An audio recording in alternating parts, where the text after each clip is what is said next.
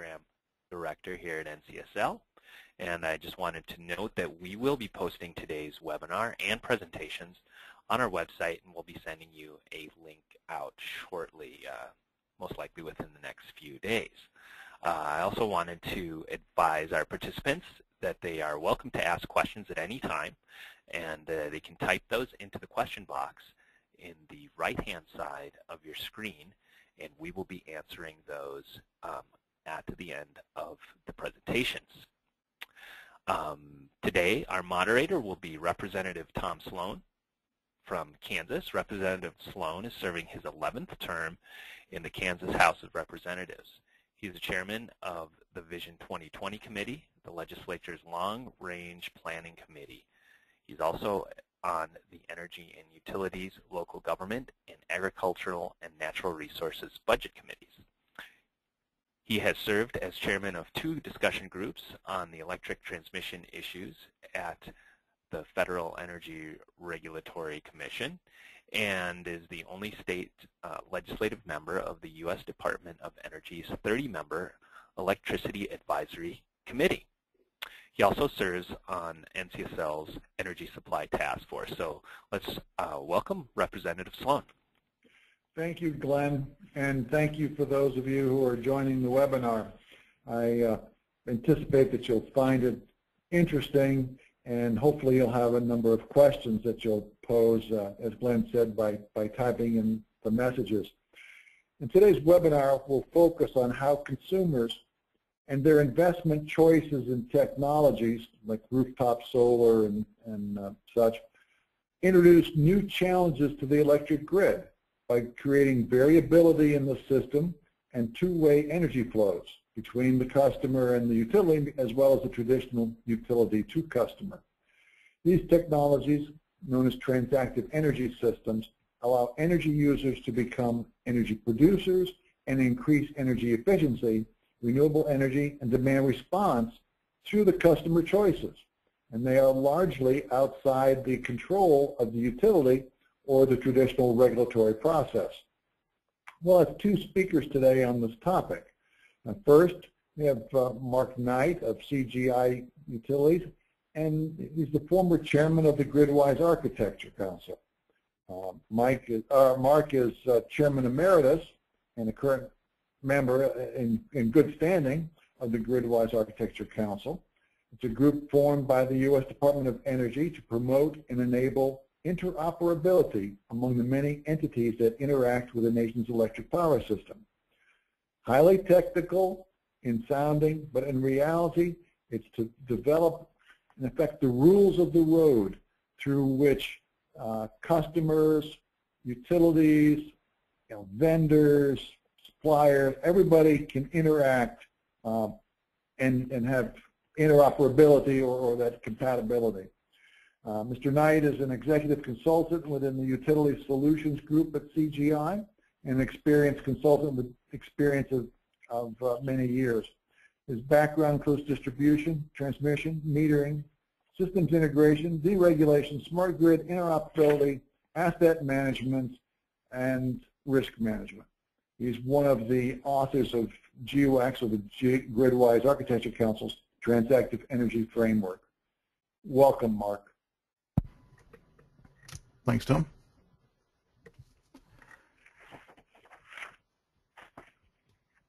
Are you going to introduce Ron, or give Ron's background? I'll introduce them after you.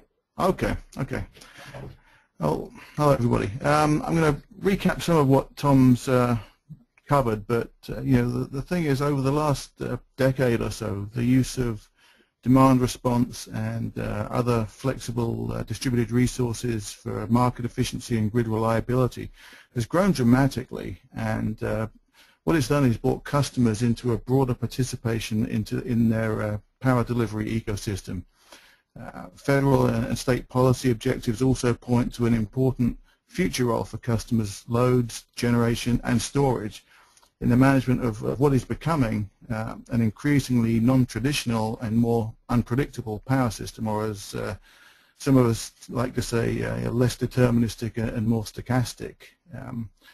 As we consider the need to substantially scale the use of flexible distributed energy resources, we've seen growing attention devoted to the need to address not only the economics, but also the control system implications required to ensure grid reliability. And this has led to a focus on an area of activity called Transactive Energy Systems. This is what we're going to focus on today and how it impacts end customers, because transactive energy refers to the use of a combination of economic and control techniques to improve grid reliability and efficiency, and which can be used as well to optimize operations within a customer's facility.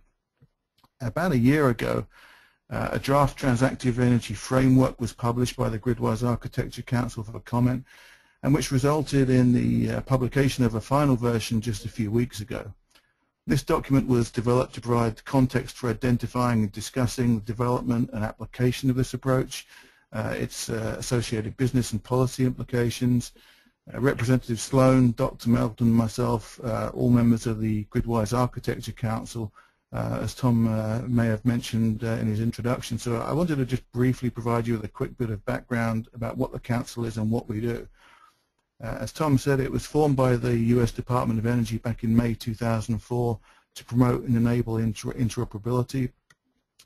We're comprised of a balanced team of industry representatives who propose principles for the development of interoperability concepts and standards. So there's 13 of us representing a full spectrum of industry, academia, and basically with a broad-based knowledge and expertise in a range of areas, including power systems, information technology, telecommunications, markets, financial systems, buildings, industrial controls, and so on. We also have people like Representative Sloan, who represent the legislative and regulatory side of the industry.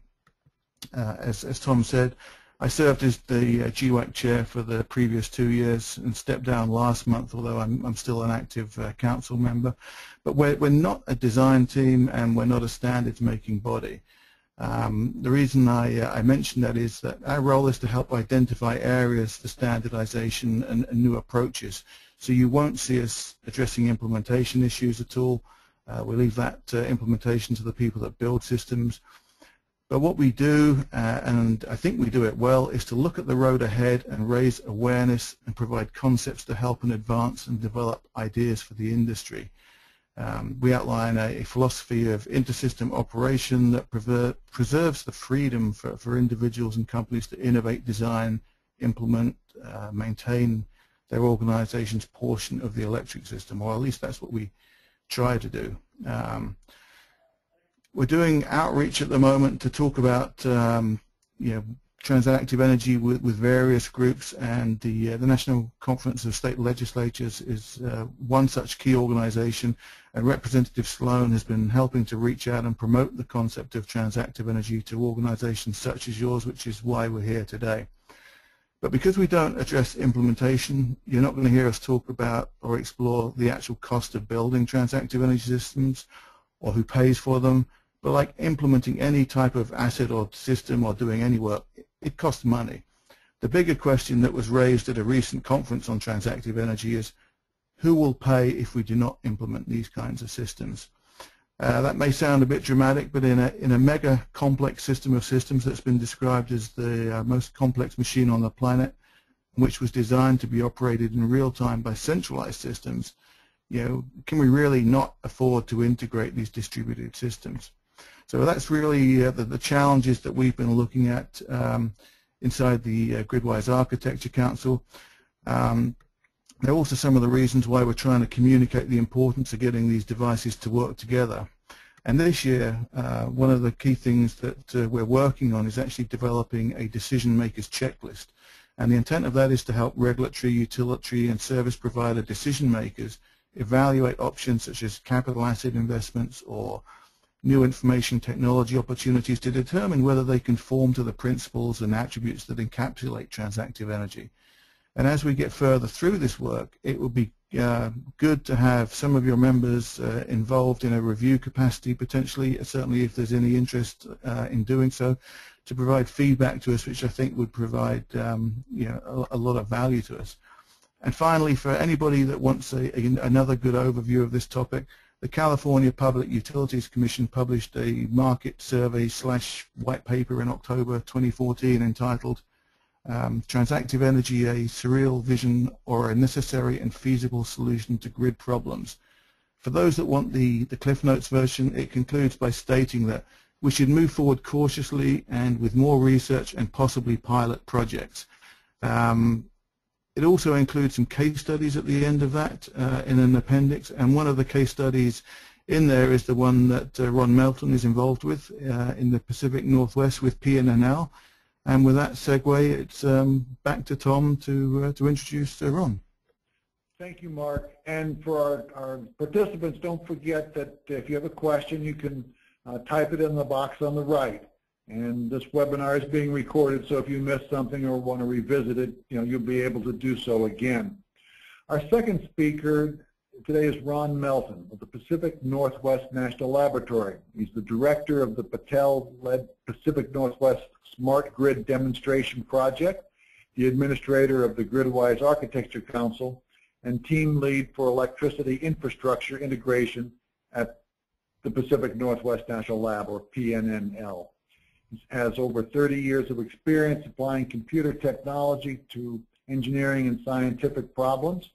Dr. Melton is a senior member of the Institute of Electrical and Electronics Engineers and a senior member of the Association for Computing Machinery, two organizations I didn't know exist until I met Ron. With that, Ron, welcome to the webinar. Well, thank you very much, Tom and Mark, and thanks everybody for taking the time out of your busy day to either participate live or listen to the recording of this webinar. So one thing I'd like to add to what Mark said and Tom said about the GridWise Architecture Council is that our meetings and our activities are open to anybody that's interested in the topics that we're working on, and encourage you, if you are interested in what you hear today, to follow up and become an active participant, if you so desire, in our deliberations and discussions. So what we want to do today is talk about this thing called transactive energy that Mark Knight mentioned, and try to give you a feel for what it is that we're talking about. But before we do that, just to recap some of the motivations for why this topic is of interest is looking at the changes that are taking place in the electric power system today. And I've tried to summarize those changes on this slide, and we'll talk about the impacts of those changes on the next slide. One of the biggest changes is the increasing penetration of DER, I apologize for the acronym, that is distributed energy resources. So that includes things like rooftop solar on the edge of the grid. That would include the battery storage systems, either residential, commercial, or in the grid itself at substations, for example. That could include distributed generators at various locations in the grid on the edge and potentially in the intermediate points as well. And that also includes new types of loads that are emerging, such as electric vehicles, which, though currently not typically operated as both a load and a potential supply, in the future could well be. We all are familiar as well with the increased penetration of renewable energy, particularly large-scale wind, and all of these different renewable resources increase variability in the grid. That variability is one of the key challenges as we look to the future. How do we have a grid that will accommodate these naturally variable resources, helping us reduce carbon footprint and still be a reliable and resilient and efficient grid? Now, one of the impacts of the overall economic activity in the country has been, and the increased deployment of energy efficiency, has been load growth dropping, or at least flattening. And so we see an unusual situation where we have economic growth without corresponding load growth. We also, again, with things like electric vehicles, see a potential for a peak load growing, so that load that occurs in the morning and in the evening, typically in the residential feeders, and also with increased continued deployment of things like air conditioning and more temperate climates in the country. And the last thing we see, which is not so much on the challenge side as it is on the opportunity side, is increasingly intelligent devices in the form of those loads that are connected to our network. And we really need to think of those in terms of an opportunity. Those devices will make decisions about how and when they consume electricity. And if we communicate with them and provide them with some actionable information, we can have them make those decisions in a way that's beneficial both to the devices, the owners of the devices, and the electric power system itself. So that's one of our challenges as we think about how to manage and coordinate the system in the future. So looking at the impact of these trends, one of the key impacts is in the first bullet here. Traditionally, the grid has operated with what's called the central power station load following model. In that case, we have deterministic supplies, nuclear power plants, coal-fired power plants, gas-fired power plants, and hydropower and things like that we can vary the output of typically on an hour-to-hour basis on the large scale and try to follow the daily patterns in load. Due to this increased number of distributed energy resources, increased introduction of variable resources, we now see the grid changing from a central power station load following operation to a coordinated multi-resource supply following operation. Coordinated multi-resource being a specifically chosen words here to indicate that the bulk power side is not going away. We will always have some requirement for large-scale power generation, but the way in which that resource operates with us as consumers of electric power will change over time.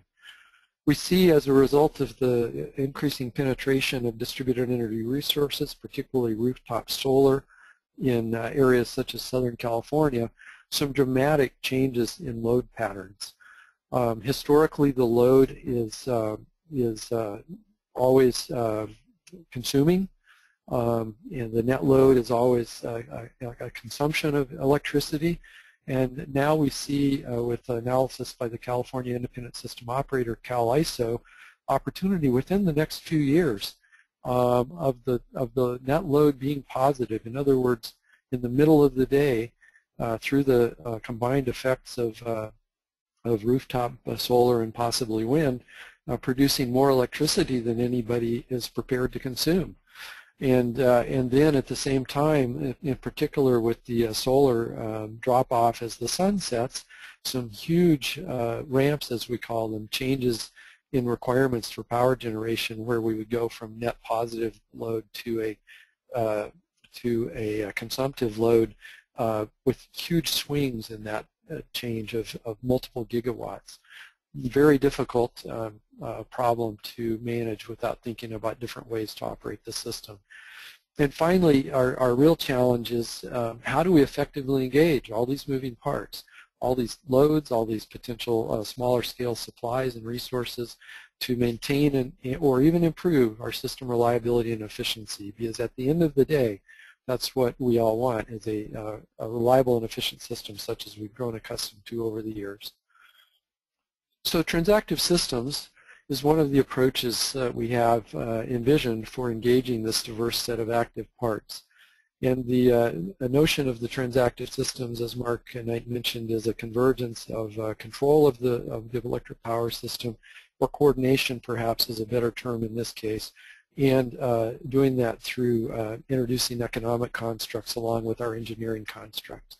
So what I want to do here is run through a contrived example that illustrates how this would work, and we'll be able to look at how this works from the point of view of a regional system operator, a distribution system operator, those people that deliver the electricity to our homes and businesses and so forth, and ourselves as end users. So let's sort of imagine the following. We have a transactive energy system that's deployed in our local distribution system, and we're served by a regional transmission operator, so that's the bulk power side that offers markets for energy and services. They have day-ahead markets, hourly markets, spot markets. These are the typical constructs that are in use today. And all of us, all parties, so the regional operator, the distribution operator, and us as end users, we're all have the appropriate tools to be able to engage in planning of load activity and the prices of energy and things like that. And when I say planning, what I really mean is we're able to look into the future and say, this is what I forecast or plan for the price to be. This is what I expect to do in terms of consuming electricity or producing electricity. And through that forward look, we'll be able to engage in the process here. So let's also consider here that we want to have a very simple network topology that I'm going to display on this slide. And so this is just to keep our example simple. We have three large-scale resources: wind, which is going to come into our consideration at 5 cents a kilowatt hour; fossil fuel, so a coal plant of some kind, let's say, that is going to cost 20 cents a kilowatt hour; and a nuclear plant that is able to supply us electricity at 10 cents a kilowatt hour. Those are connected to the distribution system through a transmission system that has 3 connected distribution substations: DS1, DS2, and DS3. DS1 and DS2 both serving residential customers, and DS3 serving commercial and industrial customers. So our story begins here at 6 p.m. We're planning the day ahead, and this is a typical thing currently that a regional operator would plan the day ahead about now. But we plan the day ahead, and we have a weather forecast we're looking at and a power forecast, in part informed by that weather forecast. And we're in the springtime. We're expecting a moderate spring day, not unusually warm. We're not expecting high winds overnight, just modest winds. And so our forecast for the coming day in terms of power is that we'll have some wind power available overnight. We're not expecting to have unusually high consumption of electricity, just a normal daily pattern, and low overnight electricity prices because of that wind that we'll have. No transmission or distribution constraints. So let's look at that in a graphical form here. And we see here's a price forecast on the top graph. It's at 10 cents a kilowatt hour from the nuclear power plant for most of the time, except in the middle of the night where we have some wind, and the marginal price, as we call it, drops the cost down to 5 cents a kilowatt hour, and then it comes back up as the wind dies off just before sunrise. And our load forecast is likewise, gradually changing. The TS, the blue line, shows us the total load served on those 3 feeders, and we see the industrial stuff is low during the night, and the residential stuff a little bit higher through the course of the night, but having a typical diurnal pattern. So this is where we start. Now, at 8 p.m., we get a revised weather forecast. Turns out it's going to be predicted to be hotter than we thought, unseasonably warm, in fact. So new information comes into play. We're going to see the loads and the prices to respond to that information, and then we'll see the loads and prices adjust a little bit as they interact with each other. So let's take a look at our graphs and see how that looks. So again, this is where we started. Now we have the forecast of more warm weather, so the loads are going to change, and we see that in the afternoon we're expecting to have a much higher load than predicted. That information is now given to the producers of bulk power, and they in turn revise their estimate. They're going to have to use the coal plant to meet that load later in the afternoon, and so the price is going to jump up to 20 cents a kilowatt hour for that period of time. That information now comes back to the loads. They do some replanning of what they're going to do in terms of, say, hot water heating or air conditioning or electric vehicle charging, and they flatten out a little bit in response to that higher price. We think of these price changes in a way, we often refer to these as incentive signals because they incentivize the load behaviors that we see. Let's move forward in time now. Now we're at 11 p.m. And we see the wind forecast is changed as well. The winds are expected to be stronger than forecast and last longer. This will encourage a price drop, or will cause a price drop that encourages more consumption during that heavy wind period. Again, we'll see the loads adjust to that with a new load forecast, and we won't see that the wholesale prices are going to change other than being extended in time with the low cost period. But we will see now, because we have increased consumption on the feeders, we'll have a local constraint in the distribution system and show how the transactive approach lets us deal both with changes that are happening on the large-scale system, the bulk power system, but also with local problems that the distribution system operator might have. So here we go. We now get our forecast for stronger wind, and we see that extends the low price period out further. And when we get that happening, we see decisions on the residential feeders in particular to consume more power. We see that DS2, the gray feeder there, has jumped up quite a bit. That's going to cause a local constraint. And because of that, there's a local price adjustment needed on that feeder to coordinate the loads on that feeder so they are not overloading the feeder. In response to that local price adjustment, the feeder flattens out its activity then. Moving on again, now it's 2 a.m. and we see that the temperature has been increasing. Or I'm sorry, it's 2 p.m. It didn't move far enough. It's 2 p.m. now. It's in the afternoon. You'll remember that we predicted that the loads were going to be high now. It turns out it's hotter than we expected, and their air conditioning is going strong, and the loads are much higher than we had expected. So now we have, in fact, constraints in the bulk power supply as well, which causes the locational marginal price in the constrained part of the system to rise, and that's going to affect our system. So let's take a look at that. Hot weather is expected at 2 p.m., but we have an unexpected transmission constraint as a result. So you see the prices jumped from 20 cents a kilowatt hour up to 50 cents a kilowatt hour because of that constraint. So the loads then dramatically drop. They get that information, in close to real time. They adjust themselves, and so just again to see that drop in adjustment, and then we are able to accommodate that sort of near real-time problem in the system. So this has been purely a hypothetical example just to illustrate this notion of the exchange of information about load behaviors, planned supply and cost of electricity, and how through this exchange of information we're able to have a transactive system that adjusts its supply and demand activity based on exchange of this information and formation of agreements as to what's going to be supplied at what price and who's going to consume it and for how long and when and so forth.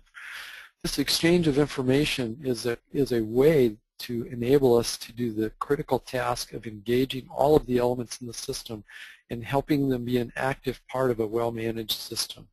The price can change based on time considerations, such as when the weather patterns change. It can change based on location in the system. So if we have a local constraint in either the bulk power side or the distribution system side, we can have price changes based on location and based on overall grid conditions as well. One of the key things we think is important with this is that the price changes have to be transparent to all. By sharing them in a forward-looking manner, that's one of the ways of making them transparent here. And by having the ability, and this would be a new feature on the bulk power side, to replan and readjust the markets on an ongoing basis, that is enabled. The other thing we think is a key point here is these forecasts of price and load are useful at all levels, at the level of the consumer, at the level of the distribution system, and at the level of the transmission operator. From an end user, this information is useful if it's actionable. And it's actionable. A price forecast is actionable. We can imagine a home energy management system, the use of automation in our homes and businesses that would be able to be set up according to our preferences and desires, and then take local action based on this information. we would expect that magnitude of price change would be proportional to magnitude of response. If the price drops dramatically, even possibly to zero at times, we would expect, those would be the times where we see increased loads for things like charging electric vehicles or heating hot water in advance of the day. End users should, in this case, provide more information than they're able to now through the use of this automation, in particular about their planned consumption.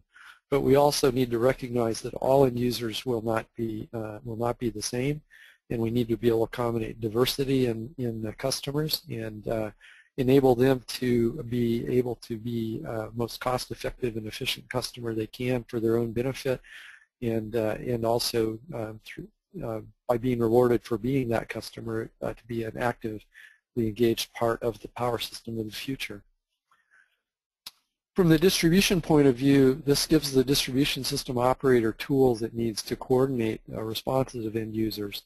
If I'm a distribution system operator facing increasing number of prosumers in my system, those are consumers that now are also able to produce electricity, for example, with rooftop photovoltaics, then this gives me a tool for proactively engaging with those customers and helping their activity be appropriately accommodated in the electric power system and the value streams of what they may wish to do in terms of selling electricity to the system be aligned with the value streams I need to maintain as an operator of the system.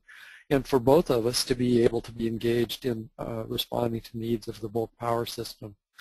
The distribution system becomes a point of coordination and management to both moderate the responses of the various moving parts and to, critically important, maintain distribution system reliability. Some people make an analogy between this and the distribution system and the role of a regional transmission system operator. It's fair to say that the distribution system operator has a much more challenging problem for two reasons, or several reasons. One, the distribution system is more dynamic, as noted here. Two, the distribution system is also more complex. It has more points of connection. It often can have a simple topology, but it can also have a more complicated topology. So given the larger number of moving parts and the different types of architectures that's certainly considered to be more complex, and flexible approaches are required to enable the distribution system operators of the future to effectively operate and manage these systems. From a regional operator point of view, we have some interesting observations here. Regional operations largely are about managing risk, and they manage risk, financial risk in terms of the cost of supply of electricity. And so, for example, if I lose wind, how am I firming the wind? How am I backing that up? Well, I've got to have contracts in place for reserve sources of power to firm the wind. That costs money. That can cost a lot of money, potentially for power I never even use. And that's related to managing, excuse me, the reliability risk. And so these two risks cost a lot of money, and if I'm able to reduce those risks by having better information about the present loads and information I never had before about future load behavior, so I can better plan the operation on the bulk power side, and I can actively engage the distribution side as one of the possible resources or sources of management of the variability in the system, I can reduce my cost of managing the risk on the financial side and the reliability side. And if I'm able to reduce the risk and reduce that cost, that's good for everybody. That's good for all stakeholders.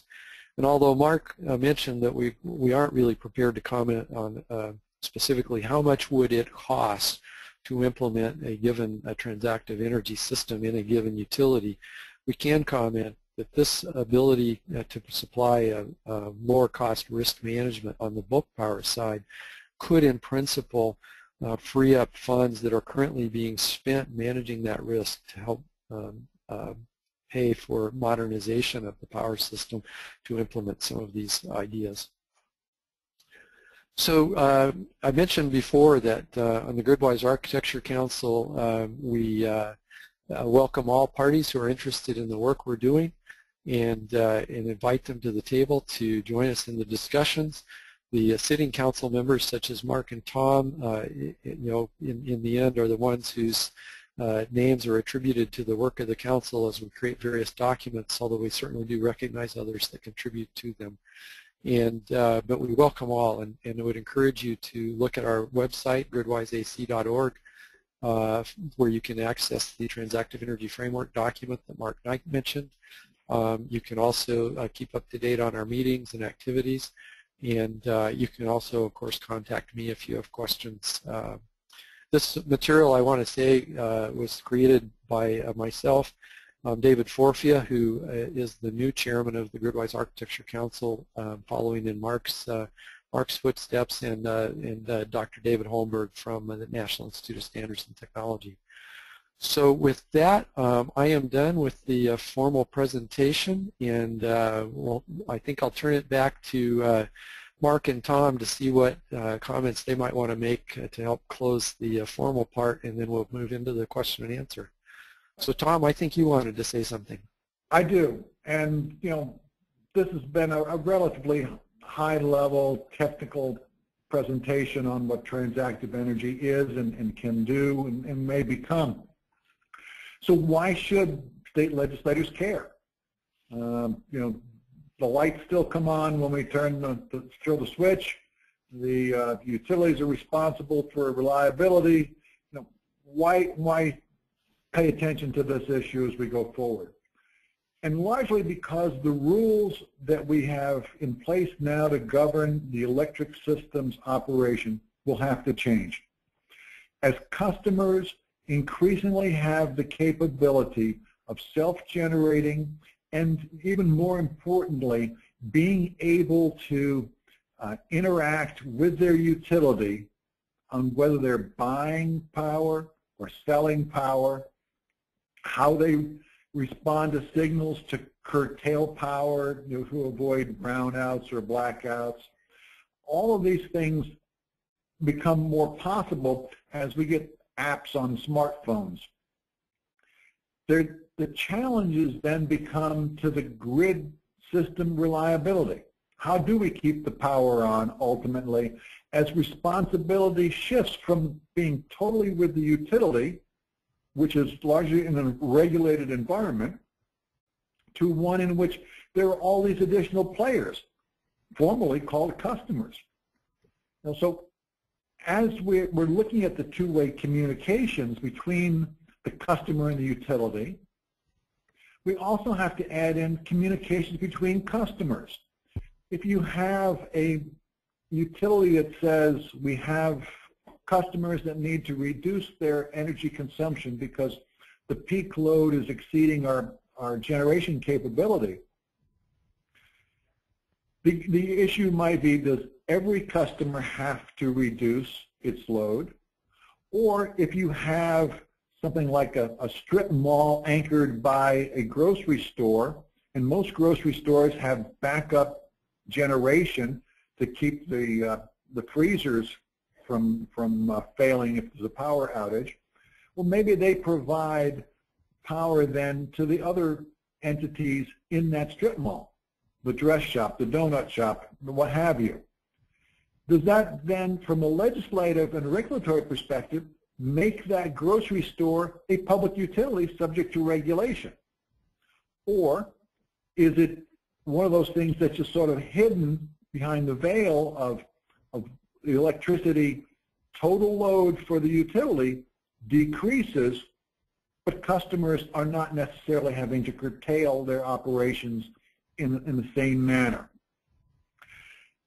We also have the issue of, if someone wants to aggregate all these smartphone apps that folks can have and deal with the price signals of whether they're going to be selling power to the utility if they have rooftop solar, for example, or if they're going to be buying power because it's less expensive than their self-generation, do these aggregators or third parties become subject to regulatory approval, review, protection, of consumers. And how do they react or relate to the utility? Who's got the ultimate liability?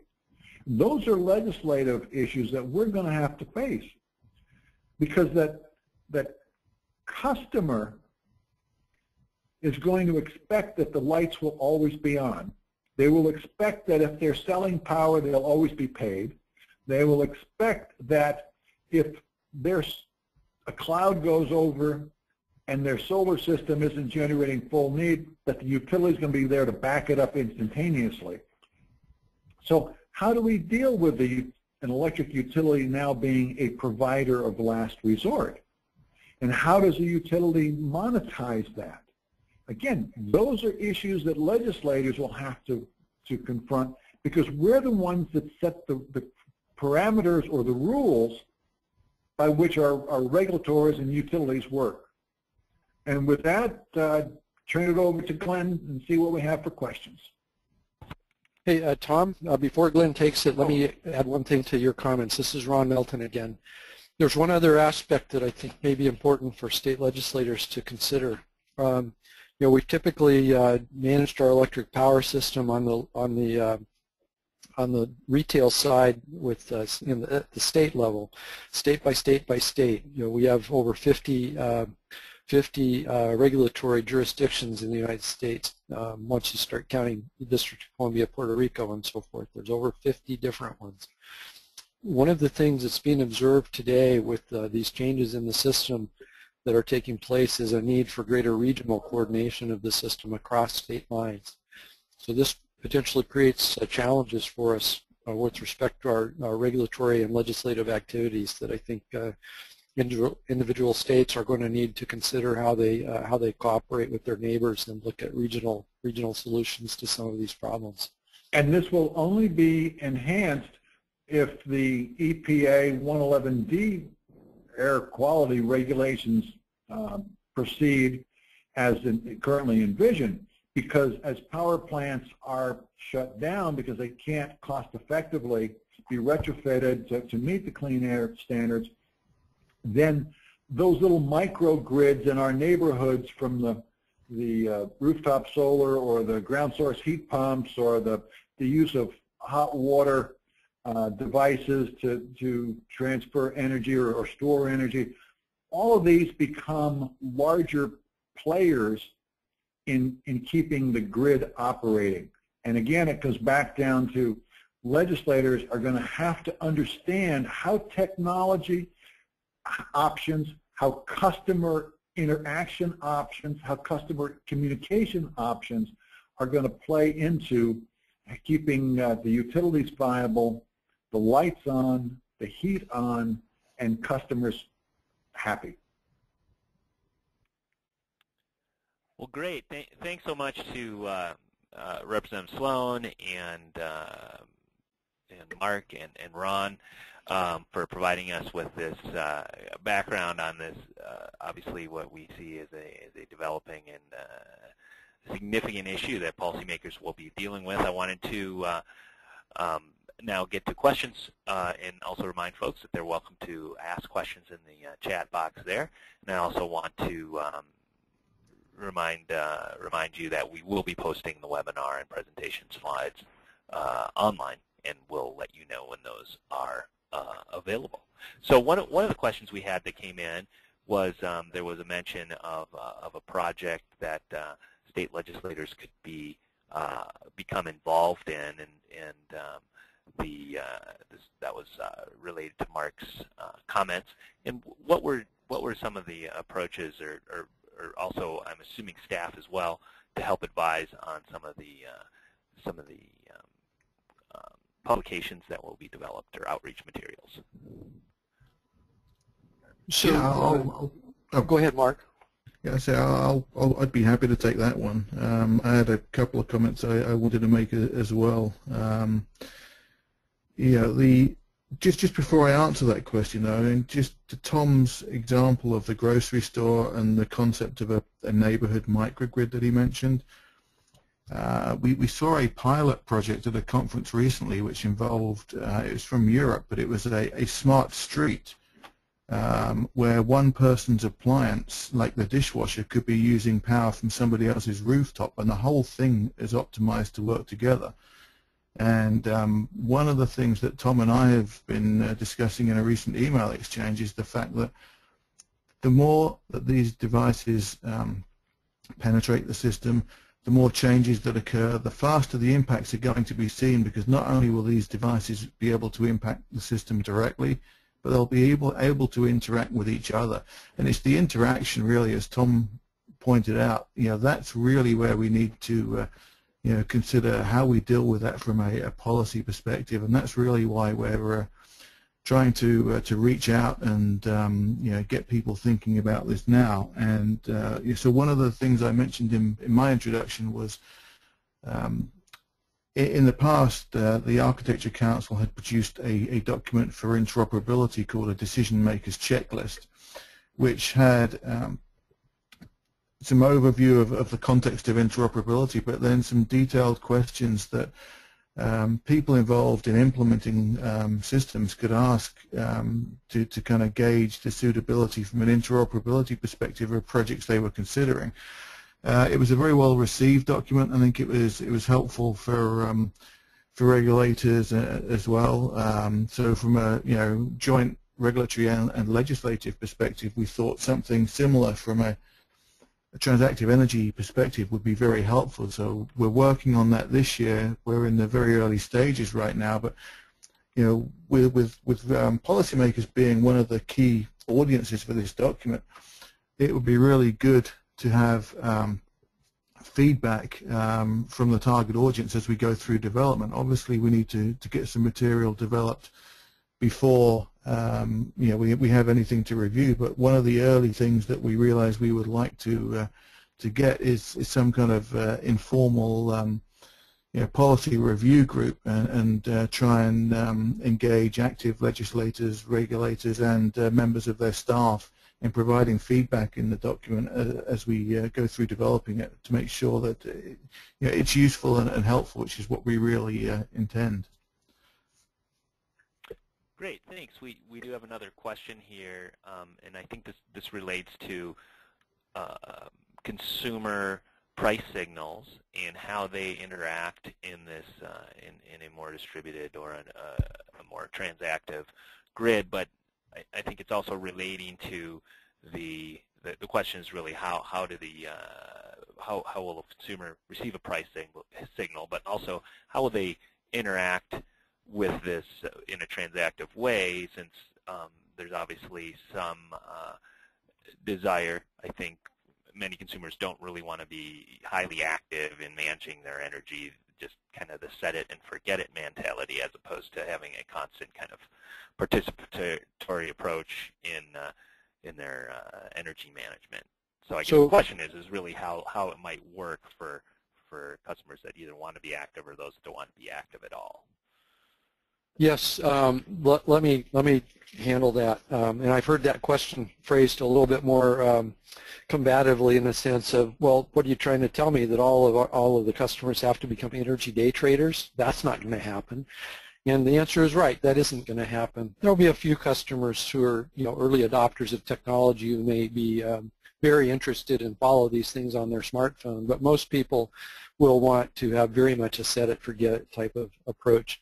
So this has got to be enabled by technology through home energy management systems, or perhaps home energy management services that people subscribe to. There may be convergence, for example, between home security services and home energy management services, where a third party is working with the customer to help them manage their energy consumption. There are models such as Solar City, who are selling people rooftop PV systems that will, photovoltaics, which will in the very near future begin to include residential storage as well, and in return providing their customers a managed energy bill every month. So there's going to be a lot of different models from this, through customers who purchase technology that they interact with, but is is highly automated and enables them as an individual customer to this, and customers who are engaged with third-party service providers who give them the results on their behalf. And Ron, to follow up on that, and this is Tom Sloan again, the legislators are going to have to be concerned about how do we protect those people who cannot or don't want to participate in this evolving new electric system. And, as much as I hate to say it, often that's the elderly and the less affluent who don't have the capability to make the necessary investments, don't have the interest in interacting, as you say, in that sort of real-time market buying and selling of power. So again, legislators need to be aware that technological opportunities for some are, or for all, but not exercised by all, are going to be challenges for us to maintain that grid reliability and the affordability to those customers who don't participate. And Tom, I'd like to amplify that if I could, because one of the current problems is that it's largely affluent customers who can afford rooftop solar systems, who then, because the cost recovery models are based on the volume delivered to the customer, are paying less for their electricity and providing less of the support for the electrical infrastructure, and are then in effect being subsidized by less affluent customers who can't afford those type of systems. So this is a clear challenge for the legislative dimension as well as the regulatory dimension guided by legislators. And I think one of the key challenges there is to find ways to enable the less affluent consumers, the less tech-savvy consumers, whether they're elderly or otherwise, to get the benefits of the technology, because one of the early results from some of the smart grid deployments using real-time pricing schemes was that low-income consumers very much appreciated knowing what their energy costs were on an ongoing basis so they could better manage those costs.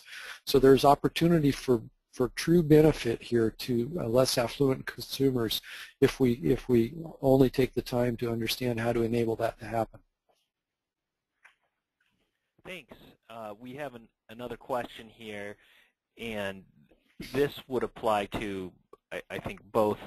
It's kind of a general question, how this technology or this type of transactive energy model will vary with regards to how policymakers might address it in areas that are served, say, by an IOU versus a rural electric co-op or municipality, and also the variance that might be introduced in a regulated versus deregulated market in the case of the IOU.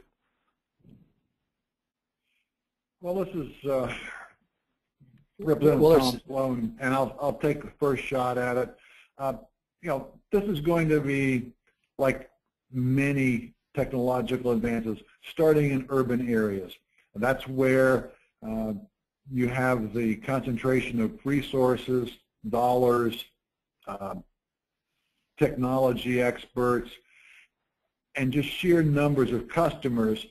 But that means that when the son and daughter go back to the rural community in which they grew up from their job, and they're in for a weekend or in for a vacation, see mom and dad or whomever, they're going to be talking about how they can manage their electric use from a distance, and how they can sometimes buy and sometimes sell electricity to the utility or to other customers, and they can pay for this. And you're going to have then all customer electric providers, IOUs, REC, muni systems, ultimately they're going to be confronted by customers saying, I want this option. Just as they now provide bill payment electronically, they provide other services. They start in the larger urban areas and they migrate out. Yeah, I'm gonna disagree slightly with you, Tom. on the rural settings, because the electric co-ops in the country have a long history of being quite innovative and applying new technology to solve their unique problems. And in co-ops that are in the Sun Belt, especially where they have good solar exposure and high potential for rooftop solar, I think they're going to see themselves experiencing the problem of having to deal with large amounts of rooftop solar and needing tools to do that, even though they're a much smaller system and not as diverse as an urban system, as Tom mentioned. They're going to have problems that they will need to use technologies like this to solve, probably in similar time frames. So it's those more in the middle utilities that may be a little bit slower. But the other thing is, on the Pacific Northwest Smart Grid Demonstration Project, which was mentioned earlier, that I'm the project director for, we developed a version of this technology and have tested it with utilities of all sizes and types, ranging from small munis with 3,500 customers, with the rural electric co-ops, with large IOUs. And one of the challenges for us on the technology side is to come up with solutions that scale and that are applicable to all the different types of utilities out there, that let them apply them within their settings and let them apply them in a gradual manner that doesn't create instant stranded assets. And so we take that challenge seriously on the technology side, and we need the legislative colleagues to be working on the enabling tools legislatively that make it possible for utilities to consider the use of these technologies. Can I just confuse things by agreeing with Ron and Tom a little bit? Because I think, well, what Tom said about the concentration of users, consumers, I think for large IOUs is important, because that's going to generate demand and pressure to take on some programs like this. And those utilities tend to be large and have R&D programs that can look at this sort of stuff anyway. So I think we are going to see, as you said, Ron, this type of thing happening everywhere. But yeah, it's the impact of large concentrations that have the potential to destabilize the system. And if the urban and metropolitan utilities develop programs, they're the ones that potentially could get hit early by this. But I think the key thing that you said about co-ops is they have a history of being very innovative. They'll implement new technologies if it provides value and new services to their members. And if they can see a way that integrating distributed resources within customers and prosumers is going to help them and their members, they'll do it. And I think what we need for the IOUs is a kind of policy drive to foster that kind of innovation, and this is good for our customers, so let's just do it. Within the IOUs. Well, great. At this point, we have come to the end of today's webinar. Unless there's any concluding comments that our Representative Sloan or our speakers would like to add. I just thank our participants, the two speakers, and also those who, from the legislative perspective, were engaged in the webinar. All right. Well, yeah, big thanks to Representative Sloan and to our speakers again, and thanks to our audience as well for tuning in to today's webinar, and we hope that our participants and audience will be able to join us on our next energy program webinar. We will be sending out details on that before too long. So thanks again, and hopefully we will have you participating in our next webinar.